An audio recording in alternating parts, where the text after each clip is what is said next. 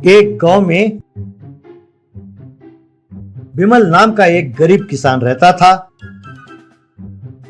उसके साथ उसके बूढ़े माँ बाप, पत्नी और बच्चे रहते थे। विमल बहुत अच्छा आदमी था, ईमानदार था। वो अपने खेत में मेहनत से काम करता था। खेत में जो फसल उगते थे उसे बाजार में बेच के जो पैसे मिलते थे लाकर अपने पत्नी को दे देता।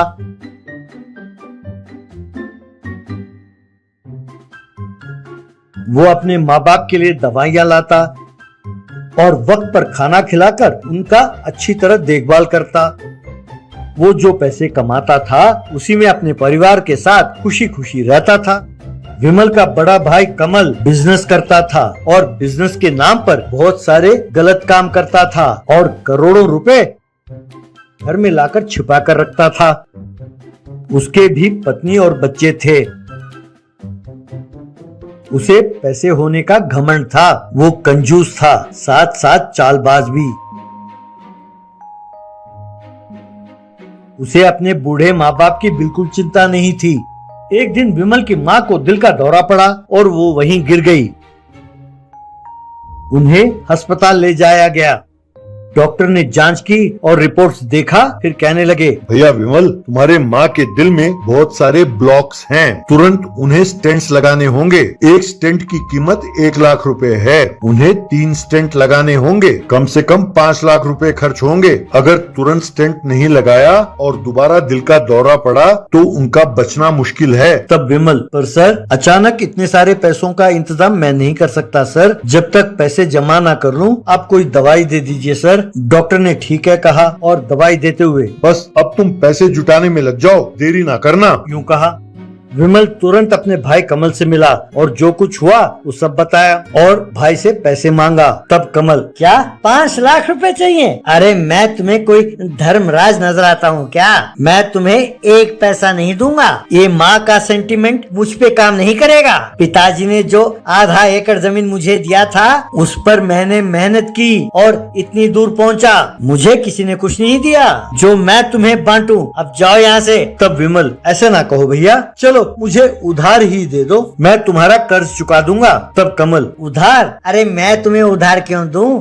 तुम्हारी शक्ल देख के तुम्हें कौन कर्ज देगा? एक काम करो, तुम अपना आधा एकड़ जमीन मुझे दे दो और हाँ, घर भी। तब मैं तुम्हें 5 लाख रुपए दूंगा। अब उस खेत को जोतने के लिए और घर में रहने के लिए तुम्हें मुझे किराया देना होगा। बोलो मंजूर है?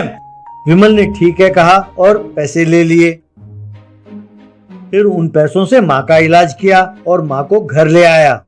वो खेती करने के लिए किराया और घर का किराया लाकर अपने भाई को देता रहा।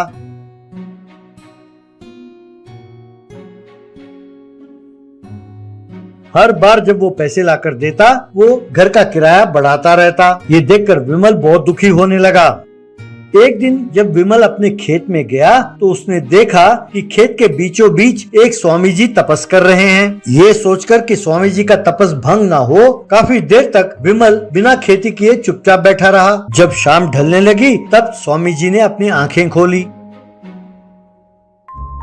विमल ने उन्हें प्रणाम किया। स्वामी जी, बेटा, क्या ये खेत तुम्हारा है? मैंने सोचा थोड़ी देर तपस कर लूं, इसीलिए मैंने यहाँ आसन जमा लिया। मैंने सोचा नहीं था कि इतनी देर लग जाएगी। बुरा ना मानना बेटा कि मैंने तुम्हारा वक्त बर्बाद किया। तब विमल, नहीं नहीं स्वामी जी, ऐसी कोई बात नहीं, आप जितने दिन चाहें यहाँ तपस कर सकते हैं। तब स्वामी जी, तुम्हारी ये नेकी मुझे बहुत अच्छी लगी बेटा, मैं तुम्हारी मदद करना चाहता हूँ, कहकर चारों ओर देखते हुए, इस बार तुमने कौन सा फसल उगाया है? तब विमल, इस बार मैंने प्याज का फसल उगाया स्वामी जी। तब स्वामी जी ने खेत पर हाथ फेरते हुए, अब से तुम्हारे खेत में जादुई प्याज उगेंगे। तुम प्याज का तेल निकालो और उसे बेचो। वो गंजे के सर पर बाल उगाएंगे और जिनके बाल हैं उन्हें और घना करेंगे। इस तरह जो पैसे कमाओगे उसके साथ खुशी खुशी रहो। जब ये फसल काट लो तो सिर्फ एक प्याज अपने पास रखना। अगर उस प्याज को फिर से जमीन पर बोओगे तो फिर से सारे प्याज के फसल उगेंगे। यूं कहकर उसे आशीर्वाद देकर चले गए।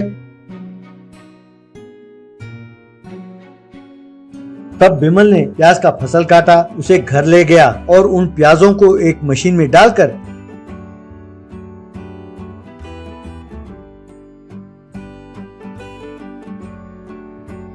उनका तेल निकालकर बोतलों में भरने लगा। फिर उन बोतलों में होममेड मैजिकल हेयर ऑयल का स्टिकर लगाकर बोतलों में चिपकाया। फिर उसे ठेले में ले जाकर, आइए भाई आइए, होममेड मैजिकल हेयर ऑयल, इसे लगाएंगे तो गंजे के सर पर बाल उगेगा और जिनके बाल हैं वो और घने हो जाएंगे, कहकर आवाज देने लगा। ये सुनकर कुछ आदमी और औरतें वहाँ पहुँचे और उन्होंने खरीदा। उस तेल को सर पर मलते ही गंजे के सर पर बाल उगने लगे और जिनके बाल थे वो घने हो गए। एक औरत जिसके सर पर कम बाल थे, उसके बाल बहुत लंबे और घने हो गए। सबने बिमल की बहुत प्रशंसा की। उस दिन से ज्यादा मात्रा में लोग आकर उससे तेल खरीद कर ले जाने लगे। अब बिमल सिर्फ ठेले में नहीं, घर के पास भी प्याज का तेल बेचने लगा।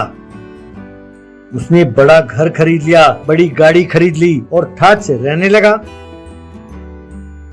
जब कमल को इस बात का पता चला, वो गुस्से में भरा हुआ वहां पहुंचा।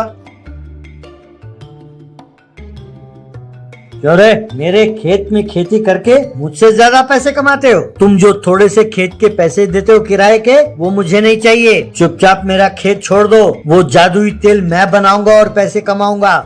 यूं कमल भी तेल निकालकर उसे बेचने लगा। जो लोग कमल से तेल खरीद कर ले गए, जब उन्होंने वो तेल अपने सर पर मला तो जो थोड़े बहुत बाल थे वो भी गायब हो गए।